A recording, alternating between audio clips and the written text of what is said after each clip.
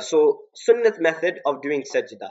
So the hands and the armpit, they shouldn't be touching the sides and ribs. There should be a gap between the hands, armpit, and the sides. Okay, and when you're in sajda, you will make that nice gap, as even to this extent.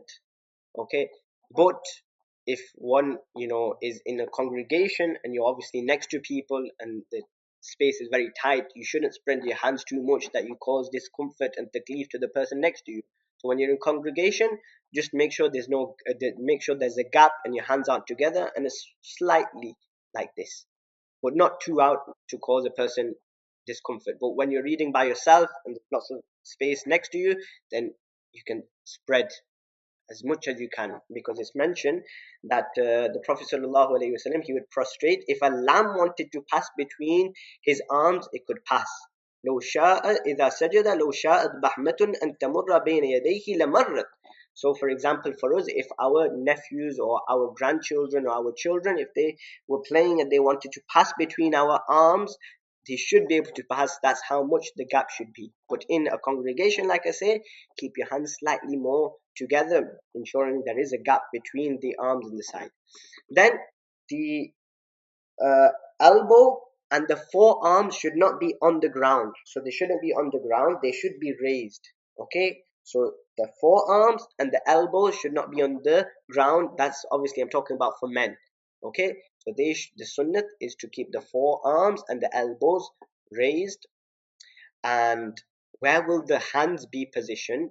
So like we mentioned before in tashahhud, that the hands will be the thumb will be in line with the ear and fingers up. So the same way when you're in sajdah, that is the same position, that your thumbs should be parallel to the ears and the rest of the face will be between the two arms. And another note as well is, okay, that was in ruku. That, yes, that was when going into ruku, into sajdah, is that when a person goes into sajdah, they should keep their back straight. So some people, they when they're going into sajda, they're like bowing down already.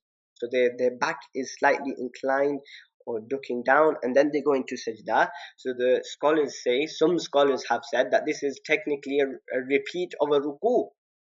So we should keep our back straight until our knees hit the ground. We should keep our back straight. You shouldn't be bowing before your knees hit the ground. So keep that in mind as well. And when you're in sajda, how should the hands be? Should the hands be spread? We said in ruku, hands should be spread, but in sajda, the hands should be, the fingers rather, should be joined together. So in ruku, spread, in sajda, together. Because if you spread your fingers, then your thumb will not be facing qibla direction. In sajda, is recommended that your hands, your fingers be together, joined together, so no gap between them.